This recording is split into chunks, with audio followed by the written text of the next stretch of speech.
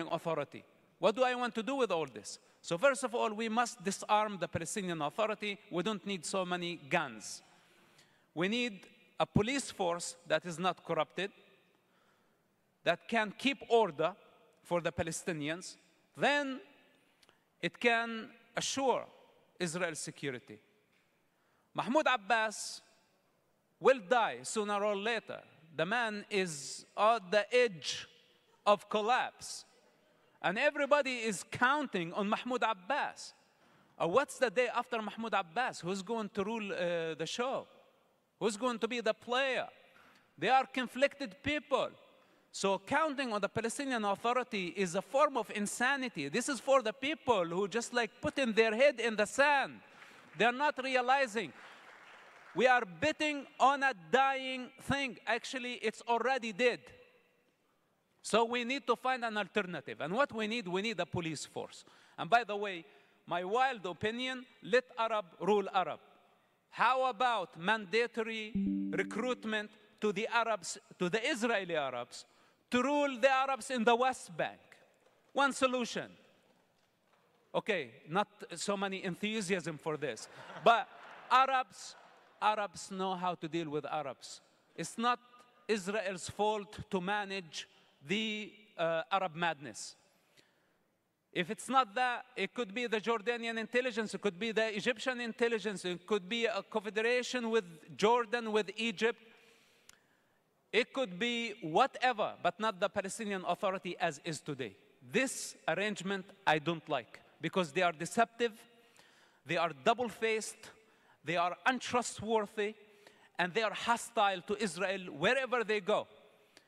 With that said, we need an alternative, and I think there is a possibility of a loyal, responsible force in the West Bank that will take care of the security, not only of the Arabs of Judea and Samaria, but also of the Jewish state security needs. This is on one hand. On the other hand, economy. The world has been investing so much money into the Palestinian Authority. And look at their operation.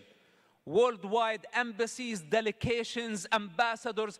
How much is that budget, the annual budget, only to pay for the Palestinian Authority ambassadors and their entourage?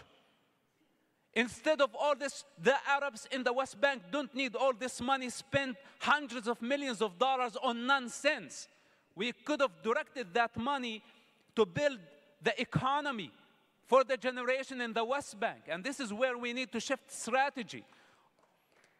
Then, education. Education, I'd start with educating the Arabs of the West Bank on the Holocaust. This should be mandatory for every Arabian to learn from the Jewish experience, that never be a victim, to rise above pleasure, to rise above pain. This is the model that inspired me. But to stay a victim in victimhood, this is not acceptable. So Palestine is not going to solve the human condition in the West Bank. It is not going to solve the problem. Actually, it's creating more problems.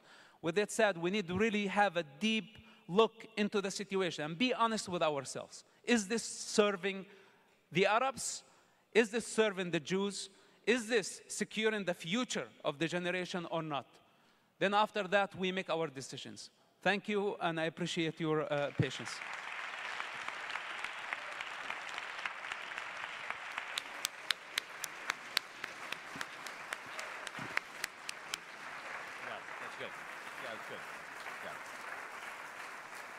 Thank you, ladies and gentlemen. Thank you, Mosab, very much. It was great. Thank you. Join us at jcpa.org to get insight and analysis on all these issues, defensible borders, and some of the issues we've been talking about, the Iranian octopus, defensible borders, and federal, confederal approaches to peacemaking, jcpa.org. Thank you all so much for your participation.